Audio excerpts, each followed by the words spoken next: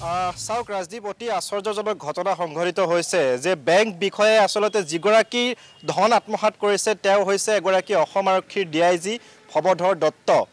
প্ৰাক্তন DIG আছিলে আৰু তেওঁৰ ২৬ লাখ টকা, আপুনি ইতিমধ্যে উল্লেখ কৰিছে ২৬ লাখ টকা তেওঁ আত্মসাত কৰিছে।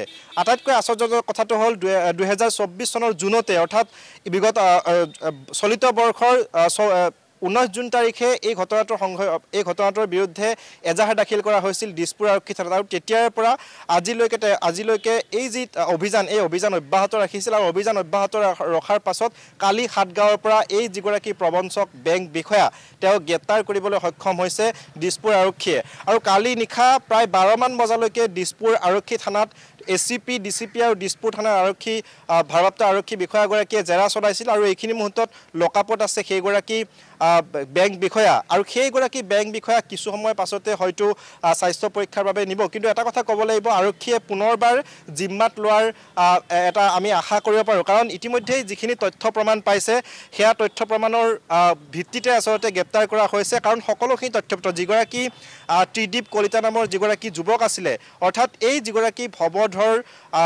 দত্ত নামৰ DIG আছিলে, প্ৰাক্তন DIG, সেই DIG গৰাকীৰ যিটো বেংক একাউণ্ট আছিলে সেই বেংক একাউণ্টৰ লগত সংলগ্ন যিটো ফোন নাম্বাৰ, সেই ফোন নাম্বাৰটো তেওঁৰ অজ্ঞাতে সলনি কৰিছিলে এইগৰাকী বেংক বিষয়াই। আৰু সেইধৰণে সলনি কৰি ৰেজিষ্টাৰ্ড নাম্বাৰত যিহেতু এটা মেছেজ যায়, যদিহে অন্য একাউণ্টলৈ পইচা ট্ৰেন্সফাৰ কৰিবলগীয়া হয় তেতিয়াহ'লে ৰেজিষ্টাৰ যিটো নাম্বাৰ আছে সেই নাম্বাৰটোলৈ এটা মেছেজ যায়, অৰ্থাৎ OTP নাম্বাৰ এটা যায়। আৰু সেই নাম্বাৰটো গ'লেহে আচলতে পইচা ট্ৰেন্সফাৰ কৰিব পাৰে। আৰু সেই ধৰণে বনাই লৈছিল যিটো নাম্বাৰ ৰেজিষ্টাৰ কৰা হৈছিল ত্ৰিদীপ কলিতা নামৰ এগৰাকী যুৱকৰ নামত।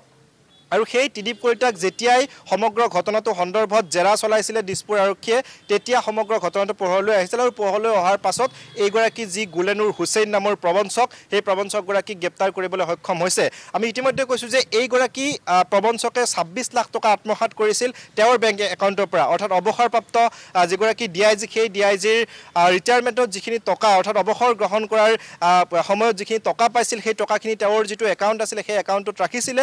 আৰু সেই একাউণ্টৰ টকাখিনি অন্য যি প্ৰায় ৭-৮টামান একাউণ্টলৈকে ট্ৰেন্সফাৰ কৰা বুলি আমাৰ হাতত তথ্য আহি পৰিছে। আৰু কিছু সময় পিছতে আমি কথা পাতিবলৈ চেষ্টা কৰিম আৰক্ষী বিষয়াসকলৰ সৈতে, কাৰণ ACP আৰু DCP কিছু সময় পাছতে ইয়াত আহি উপস্থিত হ'ব। আৰু উপস্থিত হৈ তেওঁলোকে পুনৰবাৰ সোধা পোছা কৰিব। আৰু এইখিনি মুহূৰ্তত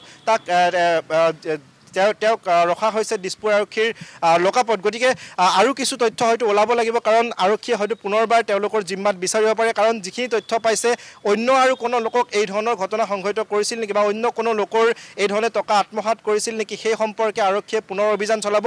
কেৱল ভৱধৰ দত্তই নহয়, এগৰাকী DIG হোৱাৰ পাছতো যদি সেইগৰাকী লোকক সেইগৰাকী লোকৰ পৰা এই ধৰণে টকা আত্মসাত কৰিব পাৰিছে, অন্য সাধাৰণ শ্ৰেণীৰ মানুহৰ সৈতে কেনেধৰণে নকৰিব, সেয়া কেনেধৰণে বিশ্বাস কৰিব আৰক্ষীয়ে। গতিকে সেই সূত্ৰে আৰক্ষীয়ে ইতিমধ্যে তদন্ত আৰম্ভ কৰিছে।